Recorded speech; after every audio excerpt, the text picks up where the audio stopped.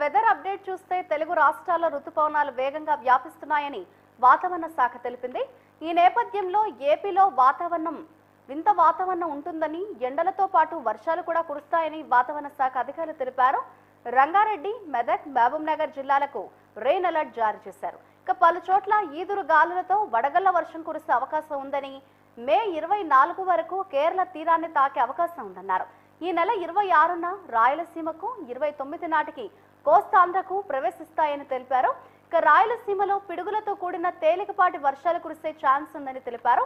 కోస్తాలోనూ అక్కడక్కడ తేలికపాటి వర్షాలు కురుస్తాయని, మరికొన్ని చోట్ల భారీగా ఎండలు ఉంటాయని వాతావరణ శాఖ వెల్లడించింది.